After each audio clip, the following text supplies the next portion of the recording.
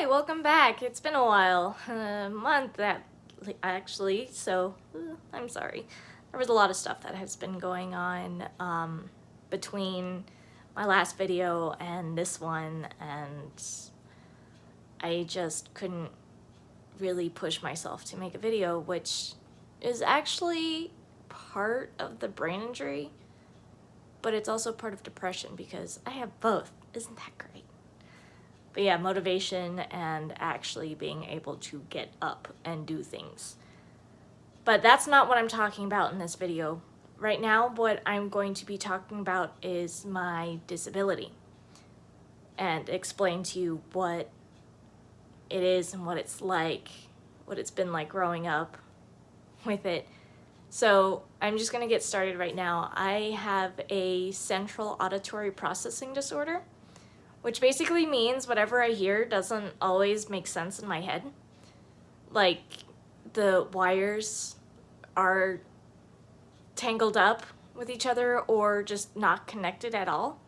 Like, there's a break in the wire in the middle, and it's just like barely understand, but not exactly. So yeah, that's what it is, really. The way I explain it to people is like saying, it's like being stranded on a deserted island with your only form of communication is a faulty radio. And it can be very frustrating because there are days where it's just static. You get no communication from others, and I'm sorry, I'm kind of forgetful right now. What was it? Oh, and when you do get like someone to like call for help or something, it barely stays, and you never know when it's gonna cut out or go on to another frequency and end up being connected to another country's radio station or something, and you just hear that language and you never know if you're going to get back to the person that you were trying to talk to. That's basically what it's like, except I'm not trying to talk to other people. It's just me and whoever I'm talking to. But yeah, a lot of the time that's what it's like, and there are days where it's just nothing but static, and it can be very stressful, like when you're at work or when at school, and you know that you're gonna have a rough day because you can already feel it. You can already tell that your brain is not gonna work correctly, that your processing disorder is gonna kick in and make the day 10 times harder than it should be and what's necessary. And the ways I coped with it was because I realized I was different since kindergarten. I know it seems a bit crazy, but I do remember that day and realizing that I was the only person that didn't understand what my teacher was saying. So one of my coping mechanisms was watching the people around me and copy what they're doing. So whenever a teacher gave us an assignment to do in class, and I had no idea what to do, I would look around and see what they were doing and just, like I said, copy it. Repeat what they were doing. Like, if we had to open a book to a certain page, I would look over to see what page we were on and flip to it and just kind of watch the whole time when I couldn't understand what was really happening.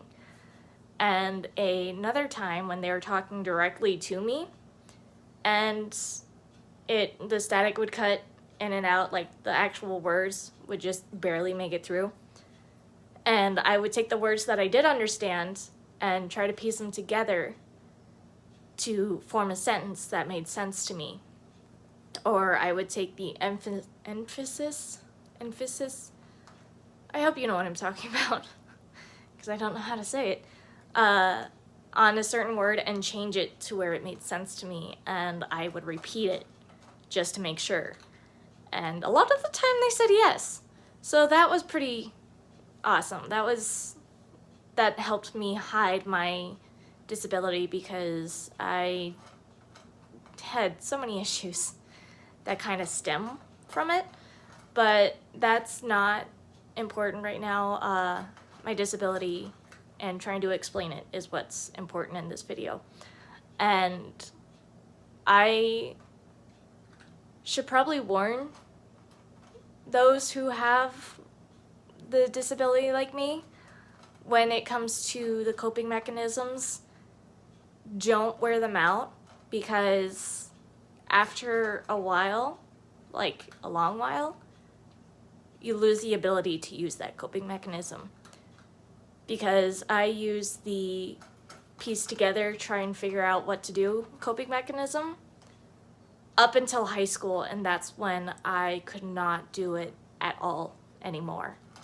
I could not take some of the words and piece them together to make sense. And a lot of the time I just go, yeah, sure, I understand, and then just not do anything. So, yeah. And, oh, there was another thing I wanted to, because I'm not sure if I already said this, and if I already did and I'm explaining it again, then I'm sorry, because memory isn't always that great, especially with a disability. And by disability, I mean brain injury.